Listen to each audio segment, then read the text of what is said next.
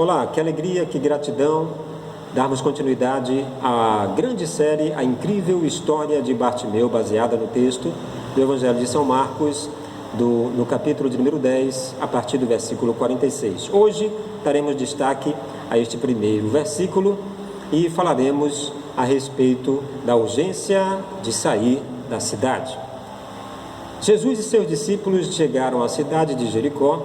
Quando ele estava saindo da cidade, com os discípulos e uma grande multidão, encontrou um cego chamado Bartimeu, filho de Timeu. O cego estava sentado na beira do caminho, pedindo esmola. Vamos orar? Pai, muito obrigado por essa oportunidade maravilhosa de continuarmos aprendendo de Ti, acerca da revelação da Tua verdade. Nós já, Senhor, Te glorificamos, Te agradecemos e tomamos posse de vitórias, conquistas e realizações que, através da Tua palavra, o Senhor realizará em nossas vidas, em o nome de Jesus Cristo. Amém. Graças a Deus. O texto que destacamos está localizado na terceira das 5 divisões desse livro sagrado, que trata da peregrinação de Jesus rumo a Jerusalém, cuja caminhada não poderia ser interrompida e a qual devemos imitar. Uma vez que Jesus havia declarado ser a luz do mundo, e aqui nesse texto ele estava deixando a cidade, logo todos os que não o acompanhassem corriam o sério risco de perder a direção. Assim também é o tempo da graça divina que nós estamos vivendo. Cada vez que o Evangelho é pregado, a palavra de Deus, o nome de Jesus, ele é anunciado, que canções são ecoadas, testemunhos são prestados, é Jesus, por meio dessa canção, por meio dessa palavra, desse testemunho que está passando na nossa história. Então, por que não aproveitar essa oportunidade para receber o entendimento, o esclarecimento, conhecer a verdade e seguir os seus passos? Acerca dele também dissera o evangelista São Mateus e o profeta Isaías: deixando a cidade de Nazaré, foi habitar na cidade marítima de Cafarnaum, nos confins das cidades de Zebulon e Naftali. O povo que estava na escuridão viu uma grande luz, e aos que estavam assentados na região e sombra da morte, a luz raiou. Aleluia! Glorificado seja o nome de nosso Senhor e Salvador Jesus Cristo. Graças a Deus! Que palavra tremenda, que palavra maravilhosa! Veja como o sentido de escuridão está relacionado à ignorância. O sentido de luz está relacionado à sabedoria. Os antepassados diziam que a jornada do ser humano, ela vai do ponto da extrema ignorância até a extrema sabedoria. Nós aproveitamos essa teoria do passado e nos baseamos citando o texto de Provérbios 4,18. A vereda do justo é como a luz do dia, vai brilhando mais e mais até ser dia perfeito. Você sabia que a palavra verdade no hebraico ela possui 3 letras, Aleph, Mem e Tal, do Evangelho, do alfabeto hebraico, Aleph, Mem e Tal. Em Tal, verdade, que significa que a verdade, segundo os judeus, ela precisa ser verdade no começo, no meio e no final. Por isso que Jesus, além de ser o alfa e o ômega, ele também é o caminho, não é? Então, por que a noite vem quando a luz está se ocultando, se ausentando e não poderá iluminar o caminho? Jesus é essa luz que está passando, trazendo clareza, trazendo entendimento. E à medida que ele vai passando, é preciso acompanhá-lo para que essa verdade ela continue sendo esclarecida aos nossos entendimentos. Jesus dissera no Evangelho de João 8, verso 12: eu sou a luz do mundo, quem me segue nunca andará na escuridão, mas terá a luz da vida. Também no capítulo 3, 19 e 20, está escrito: Deus mandou a luz, mas as pessoas preferiram a escuridão, pois todos os que fazem o mal aborrecem a luz e fogem dela, para que ninguém veja as coisas más que eles fazem para que não sejam reprovados. Mais uma vez eu cito o exemplo de Adão e Eva. No jardim, eles deveriam ter vindo para a luz, a fim de que suas obras fossem denunciadas, e eles então obtivessem a misericórdia, o perdão divino. Quando a mulher adúltera do Evangelho de João, capítulo 8 também, ela é surpreendida em adultério, não lhes é também apontado o adúltero, só a adúltera alguém destaca, não é? Então, o que queriam ali, os religiosos, queriam surpreender Jesus em alguma resposta tola. Jesus foi sábio e disse: quem não tem pecado, atire a primeira pedra. E disse à mulher: nem eu tampouco te condeno. Então é a luz que traz a verdade e manifesta as ações dos homens. Quando a palavra de Deus ela é compartilhada, os erros são denunciados, não é? Então não é hora de se ocupar priorizando os negócios desta vida. É tempo de sair da cidade. Voltando para a nossa palavra-chave de hoje, Jesus estava saindo da cidade de Jericó em direção a Jerusalém. Os judeus eles tinham uma maneira de lidar com essa peregrinação rumo a Jerusalém. Dizia-se: está subindo para a cidade de Jerusalém, por ela ser a cidade principal. Então, a cidade santa, Jerusalém celestial, é a nossa cidade definitiva. Nós devemos estar saindo aos poucos dessa cidade. Que o apóstolo João, quando escreve na sua primeira carta, no capítulo 2, acredito que o verso 15, ele diz: não ameis o mundo, e eu diria: não ameis a cidade, nem o que na cidade há. Então buscai primeiro nessa cidade santa, crédito, olha só, para obter sustento, e então desfrutar do governo de justiça, o governo de Cristo. Então não é só desta cidade aqui que vivemos, mas do que produz a cidade celestial, da qual nós estamos exilados, somos estrangeiros. Então para onde é que você e eu estamos olhando? Você e eu somos comuns a esta cidade? Somos estrangeiros da cidade santa? Ou somos estrangeiros aqui e somos comuns de lá? Não é? Nós nos parecemos como cidadãos celestiais ou meros cidadãos terrenos?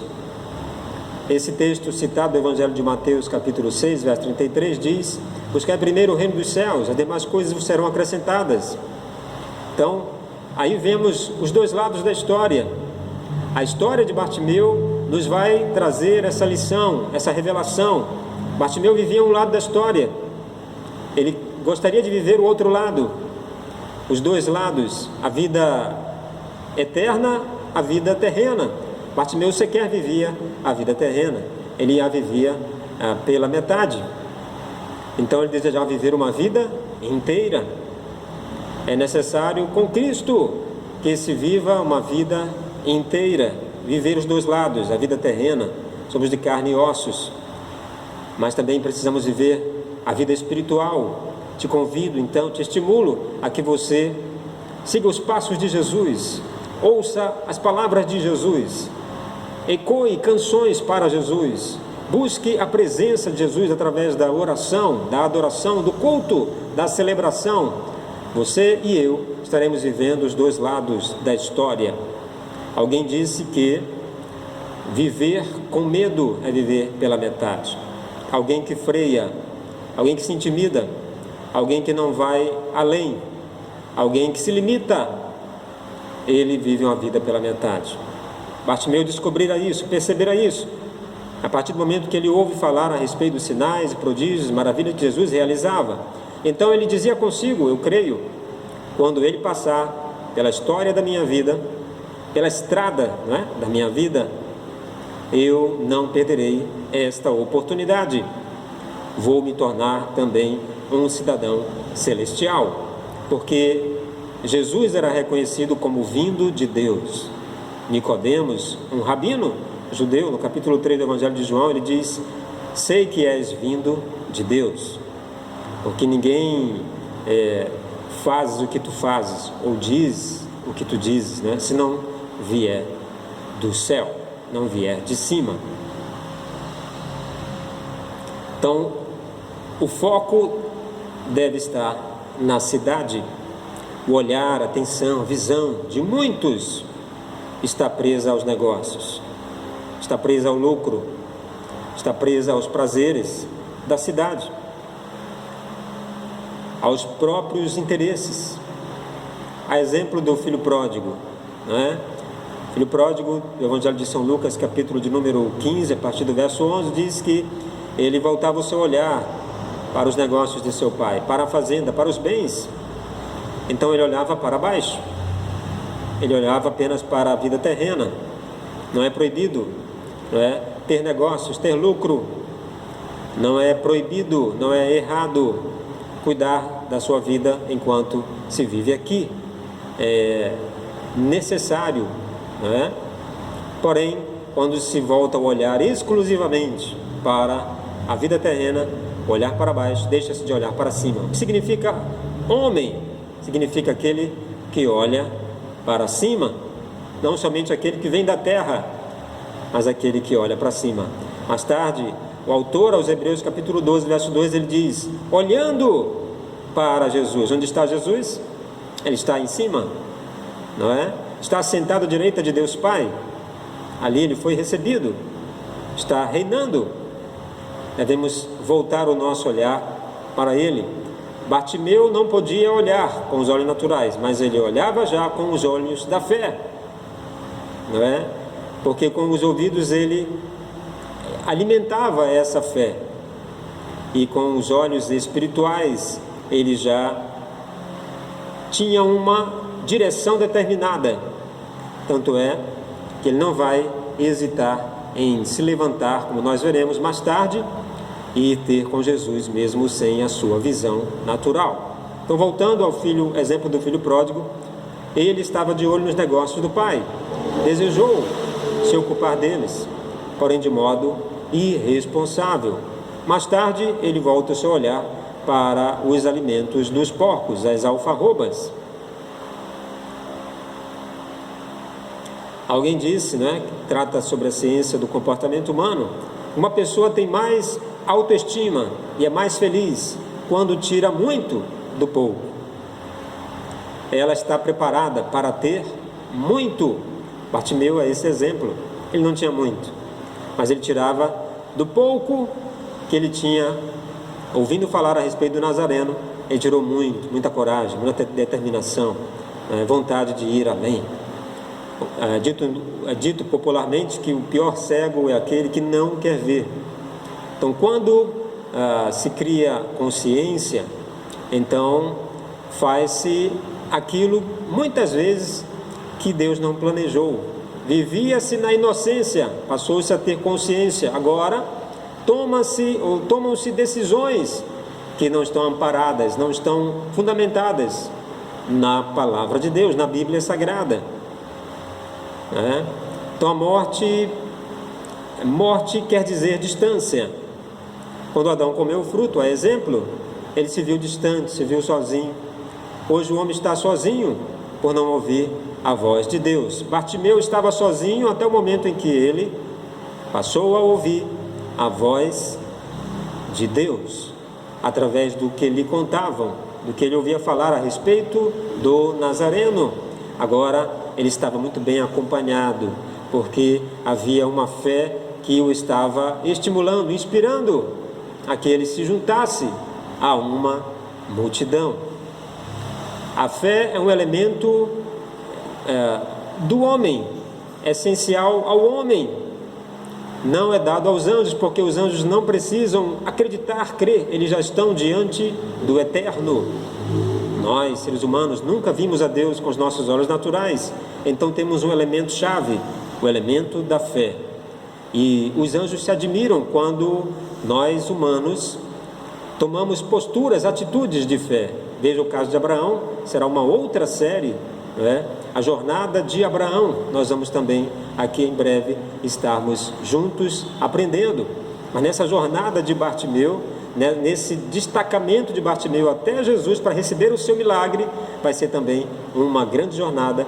Você vai poder experimentar, você vai poder conferir.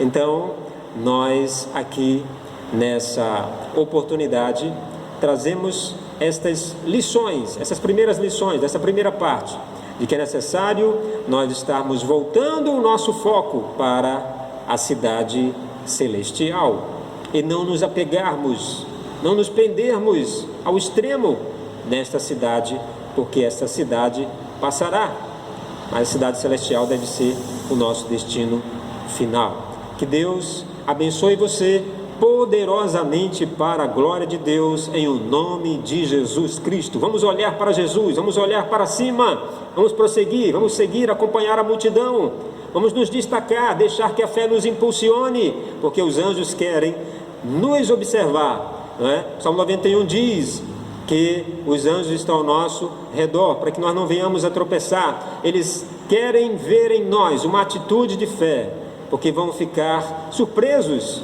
não é? De olhos arregalados por conta de quem nunca viu ao Eterno, mas tem acreditado nele. Deus te abençoe mais uma vez, em o nome de Jesus, para a glória de Deus. Amém e graças a Deus.